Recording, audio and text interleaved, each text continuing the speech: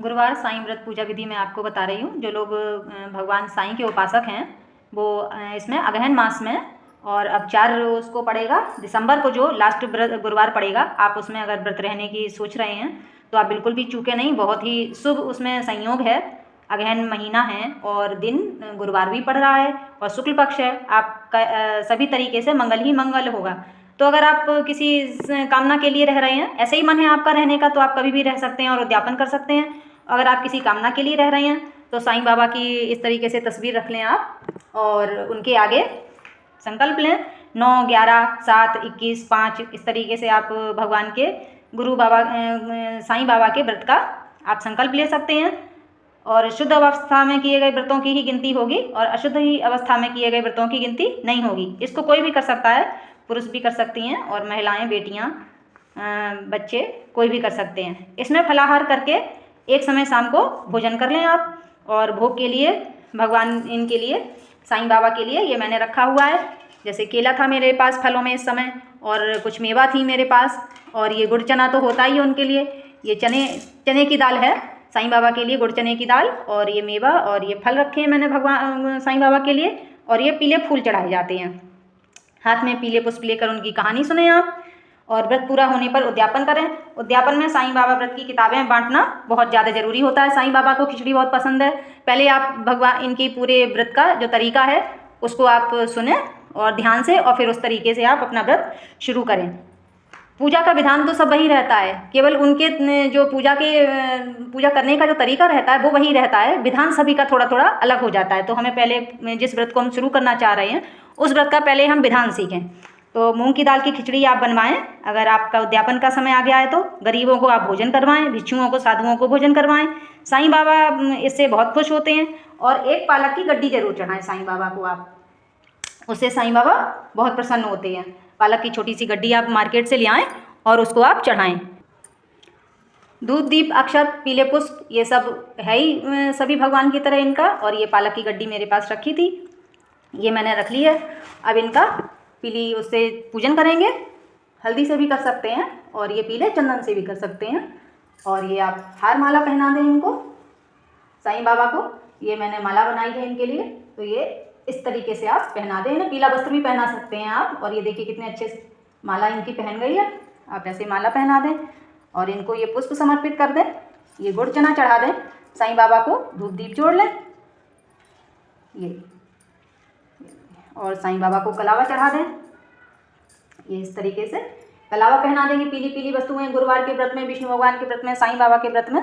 और हाथ में ये गुड़ चना और पीला पुष्प लेकर आप कहानी पढ़ें। अगर आपको ये मेरी पूजा विधि अच्छी लगी है तो मैं साईं बाबा की कहानी भी अगले अंक में आपको सुना दूंगी।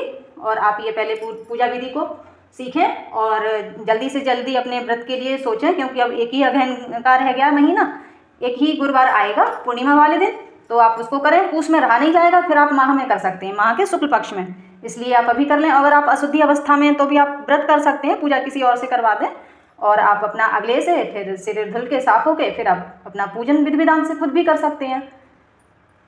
ये कलश को भी पुष्प चढ़ा देंगे इधर, और ये साईं बाबा को माला भी पहना दिए, पुष्प भी चढ़ा देंगे, और ये दीपक भगवान को भी चढ़ा देंगे कुछ पुष्प। ये कुछ पुष्प और रखे थे मेरे पास, वो मैंने चढ़ा दिए हैं साईं बाबा को। इनके चरणों के दर्शन और मुख के दर्शन होने चाहिए, जिससे कि हमारा मन एकाग्रचित हो। देवी देवताओं का हमें चित्र रखने का क्या महत्व होता है? यही होता है कि हमारा मन एकाग्रचित हो, उनकी पूजा में हम पूरे तन मन धन से समर्पित हों। इसलिए हम मूर्तियों को और चित्रों को अपनी आंखों के सामने रखकर तब भगवान की पूजा करते हैं।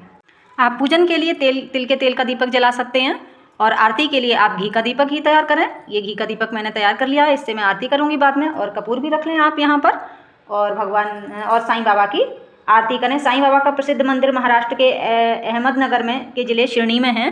तो अगर आपको समय मिले तो आप उनके दर्शन भी करके आएँ, उनकी कृपा लेकर आएँ और अपनी सभी मनोकामनाएं पूर्ण करें। अब मैं कहानी सुनाऊंगी, आप उसको श्रवण करें। आप साईं बाबा का चालीसा भी पढ़ सकते हैं, लेकिन बिना कहानी के हमारे सभी व्रत पूरे नहीं माने जाते हैं, इसलिए आप कहानी को ज़रूर पढ़ें और भगवान उनकी साईं बाबा की कहानी पढ़ें, आरती करें। और जितना भी आप उनका पूजन अच्छे से अच्छे कर सकते हैं, आप उनका पूजन, उनकी कृपा पाने के लिए उनका पूजन करें। हाथ में ये पीला पुष्प गुड़ चना ले लें और साईं बाबा की कहानी सुनें। एक समय की बात है, गुजरात के एक शहर में कोकिला नाम की महिला अपने पति महेश भाई के साथ रहती थी। उनमें एक दूसरे से बहुत प्रेम था और स्नेह भाव था, लेकिन उनका पति महेश भाई स्वभाव से बहुत ही खराब था, जबकि कोकिला बहुत ही धार्मिक और दयालु स्वभाव की स्त्री थी। हमेशा भगवान की पूजा आराधना और उन पर करती थी और उन पर विश्वास रखती थी। स्वभाव से झगड़ालू होने के कारण महेश भाई का धंधा धीरे धीरे समाप्त होने लगा और कुछ ही समय में पूरी तरह से उसका सारा कारोबार ठप हो गया। अब कोई दूसरा कमाई का जरिया न होने के कारण महेश भाई दिन भर घर पर ही रहने लगा। इस दौरान उसका पति गलत राह भी पकड़ लिया। खाली रहने के कारण उसका स्वभाव भी बहुत अधिक चिड़चिड़ा हो गया था। एक दिन दोपहर में एक बुजुर्ग दरवाजे पर आकर खड़े हो गए। कोकिला का दाल चावल मांगने लगे। शांत और धार्मिक स्वभाव होने के कारण कोकिला बहन ने चावल और दाल उस बुजुर्ग को देकर अपने दोनों हाथों से उन्हें नमस्कार किया। यह देखकर उस बुजुर्ग इंसान ने कहा कि साईं बाबा तुम्हें सुखी रखे। यह सुनकर कोकिला बहन ने कहा, बाबा सुखी रहना मेरी किस्मत में कहाँ है, यह तो शायद नहीं है। इसके बाद वह अपनी सारे दुख दर्द उस बुजुर्ग आदमी को बताने लगी। यह सुनकर उस बुजुर्ग आदमी ने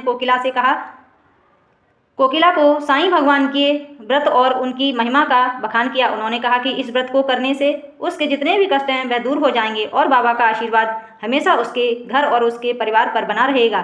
उस बुजुर्ग की बात सुनकर कोकिला बहन ने 9 गुरुवार व्रत किया। बाबा के बताए हुए तरीके से सभी कार्यों को किया। थोड़े दिन के बाद ही कोकिला बहन के घर में फिर से खुशियाँ और सुख समृद्धियों से भर गया। अब फिर से दोनों पति पत्नी सुख का जीवन व्यतीत करने लगे और बहुत ही साईं बाबा के पक्के भक्त हो गए। अब पति का काम भी फिर से शुरू हो गया था। उसके पति महेश भाई का स्वभाव भी पहले से बिल्कुल बदल गया था। कुछ दिनों बाद ही कोकिला बहन के जेठ और जेठानी सूरत से आए और बातचीत के दौरान ही उन्होंने अपने बच्चों की पढ़ाई लिखाई में ध्यान न देने की बात कही। उन्होंने बताया कि पढ़ाई लिखाई में ध्यान न देने के कारण बच्चे परीक्षा में असफल हो रहे हैं। यह सुनकर कोकिला को बहुत खराब लगा। तब कोकिला बहन ने उन्हें 9 गुरुवार साईं बाबा के व्रत रखने को कहा और उनकी महिमा बताई और साथ ही उनकी महिमा का भी बखान किया। उन्होंने कहा कि साईं बाबा की भक्ति से उनके बच्चे अच्छी तरह से पढ़ाई लिखाई कर पाएंगे, लेकिन ऐसा करने के लिए साईं बाबा पर विश्वास होना बहुत ज़रूरी है। यह सुनकर कोकिला बहन की जेठानी और जेठ उनके बच्चे ने भी साईं बाबा का व्रत करना शुरू कर दिया। कुछ दिन बाद सूरत से उनकी जेठानी की खबर आई कि उनके बच्चे बहुत ही अच्छी तरीके से पढ़ाई लिखाई करने लगे हैं। इस तरह साईं बाबा की महिमा से कोकिला बहन के साथ साथ उनके जेठ जेठानी की भी समस्या दूर हो गई और उनका पूरा परिवार खुशी खुशी रहकर अपना जीवन व्यतीत करने लगा। बोलो साईं बाबा की जय। शाम को आप भोजन कर लें और साईं बाबा की कृपा के लिए आप गाय को पालक खिला सकते हैं और साईं बाबा पर ये पालक भी चढ़ा सकते हैं। और उनकी पूजा में विशेष 9 गुरुवार का होता है पूजन, तो आप 9 गुरुवार करें और साईं बाबा की कृपा पाएं। बोलो साईं बाबा की जय।